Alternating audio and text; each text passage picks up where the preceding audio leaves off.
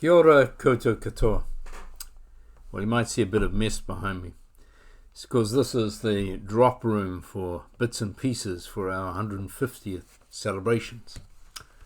Yes, this weekend, St. Luke's, the community of St. Luke, is 150 years old. And the main sermon on Sunday will be preached by the moderator of the Presbyterian Church of Aotearoa, New Zealand, Rose Luxford. And I will offer this short reflection. C.S. Lewis once said, "Isn't it funny how day by day nothing changes, but when you look back, everything is different?" He could have been talking about St. Luke's.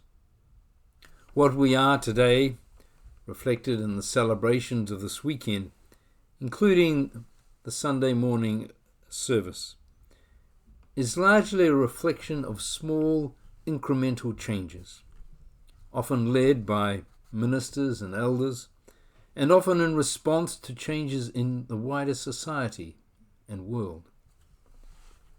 St. Luke's, like the Gospel of Jesus Christ, is not a fixed, unchanging package passed down from one generation to the next, but an evolving process of interaction, analysis, adaptation, and change.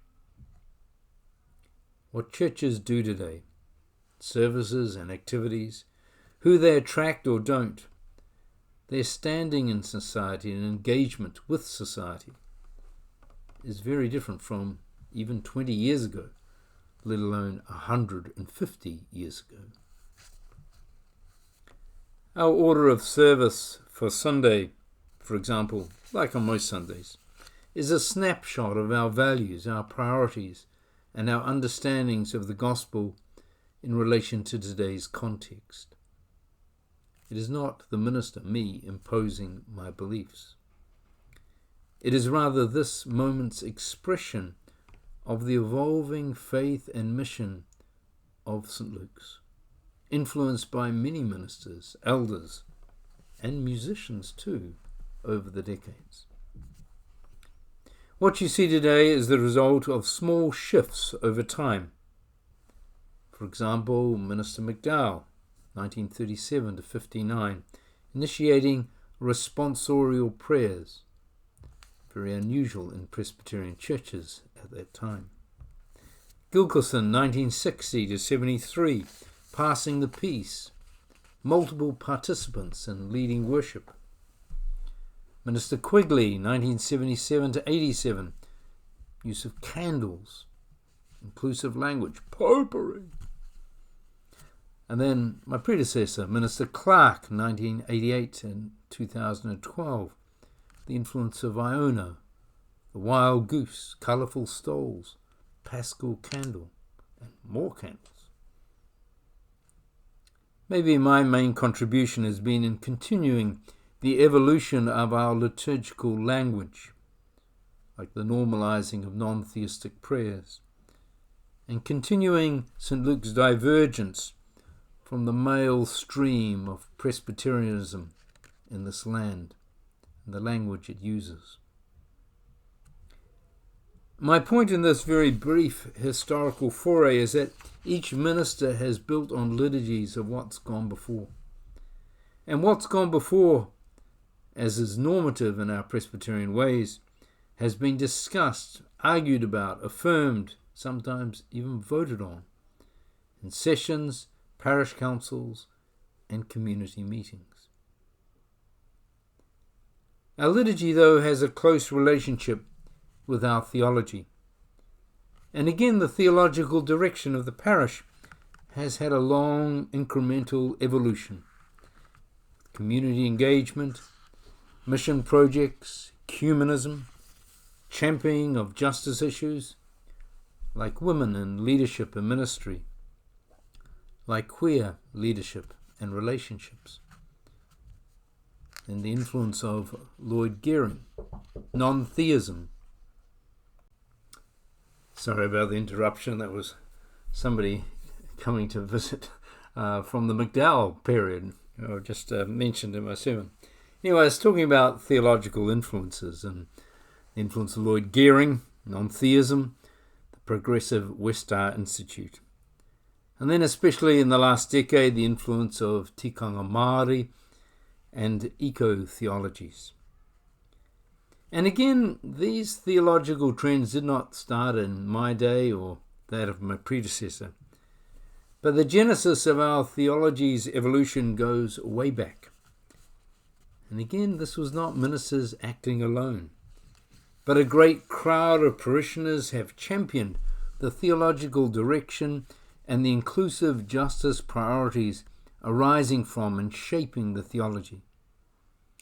And many of that crowd were quite formidable. And then the theology of St. Luke's has been informed and expressed in part through what we now call the community centre. The buildings of St. Luke's have always been here, not just to serve the needs of members or potential members, but the wider community of Remuera, Newmarket, and indeed of our city of Auckland. The sports groups that I mentioned in the prayers this morning, netball, hockey, gymnastics, tennis, were not just for members. Or the facilities designed with returned servicemen in mind, or the first community centre. They were there to meet the needs of people, regardless of faith and background. Yet while keeping the needs of the wider community in mind, the buildings and activities of St. Luke's have had a focus that reflects our values. There's been a long emphasis on counselling and mental psychological health generally. There's been a long emphasis on education, nowadays focused, though not solely, on matters of justice, inclusivity and the environment. There's long been an emphasis on empowerment, reflected, for example, in our relationship with the Restorative Justice Network, and on the principles of community development. We not only want to help those who are suffering in our world, or know about the causes of such suffering, but we want to change our world for the better. Whether that be working with the advocacy group Te Oho on issues of housing, or support for our country being a multi-faith society, or joining with groups that advocate radical change for the sake of our environment. St. Luke's will continue to evolve and change. Recently, we've begun a process called Vision 150 in order to both envision and reenact a future that is sustainable and life-giving, organisationally and financially. Towards that future, we will be engaging an entrepreneurial encourager who will aid us to try each and every idea and probably disturb some sacred cows in so doing. It's all about building on our strengths.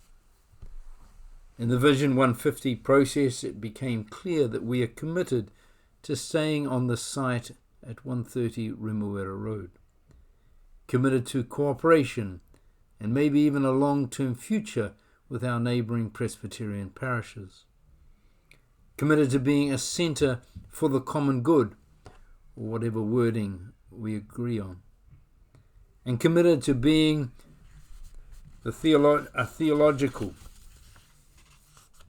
liturgical and community-facing ministry, building on our past and developed into the present and looking to the future. This is the direction of the good ship St. Luke's.